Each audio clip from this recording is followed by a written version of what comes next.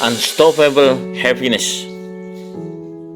Untuk para penggemar kopi, ada yang merasakan nikmatnya kopi saat pakai gula alias manis, dan ada juga yang menikmati kopi pahit walau terasa pahit tetapi nikmat.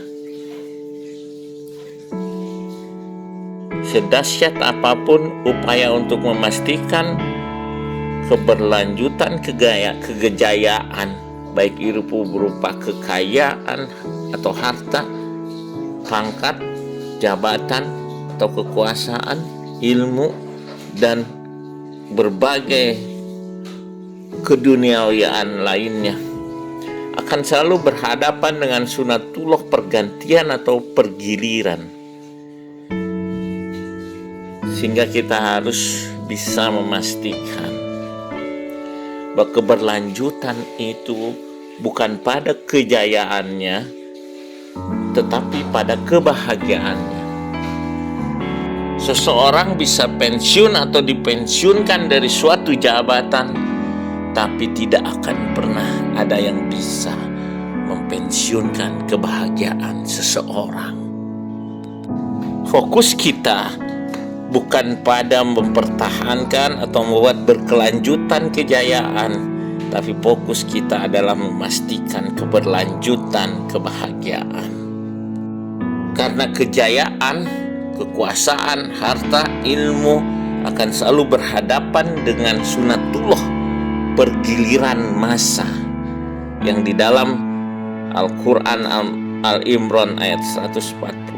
Dan masa kejayaan dan kehancuran itu kami pergilirkan di antara manusia.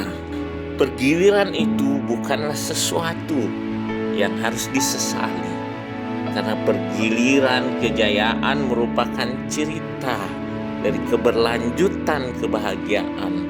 Dinamika hidup yang terjadi menjadi penyebab semakin manisnya kebahagiaan yang akan hadir tatkala kunci kebahagiaan itu kita dapatkan.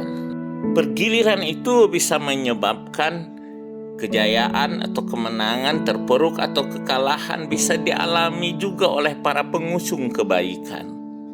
Tapi jangan berkecil hati, karena tentunya semua itu ada makna dan hikmahnya. Pergiliran itu di mana kebaikan itu bisa jadi kalah adalah menjelaskan tabiat dunia yang sementara. Itu yang pertama. Yang kedua, hikmahnya adalah bahwa itu sebagai seleksi atau ujian kompetensi keunggulan. Siapa yang sebenar-benarnya unggul dalam berbagai situasi.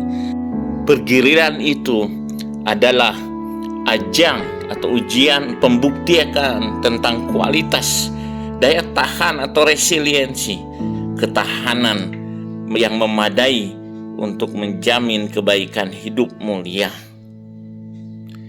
Yang ketiga, perguliran itu adalah kesempatan, momentum dan alasan untuk hadirnya para pembaharu dan para pahlawan kehidupan yang kadang kisah hidupnya memang tidak selalu dalam manis atau seringkali berisi kisah pahit di dalam kehidupannya.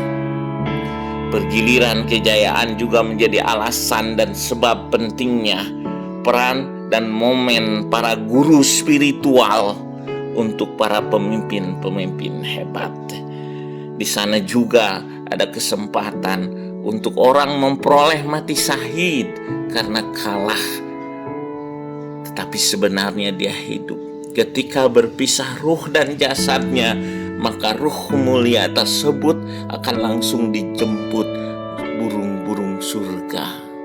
Yang keempat, pergiliran kejayaan itu merupakan sarana untuk manusia bisa lebih dalam lagi menguak berbagai rahasia hati nurani. Bahwa kejayaan raga harus selalu berpadu dengan kejayaan jiwa untuk menghasilkan kebahagiaan secara berkelanjutan. Yang kelima, pergiliran kejayaan itu akan membuat doa lebih dibutuhkan dan punya energi. Kita tahu bahwa orang yang terzolimi itu lebih makbul doanya.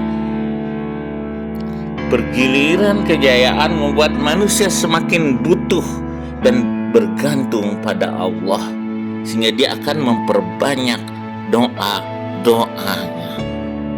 Yang keenam, bergiliran kejayaan itu adalah sarana memperoleh kunci kebahagiaan, yaitu bagaimana bisa sabar dan syukur itu sudah terlatih, terinternalisasi menjadi kebiasaan kehidupannya.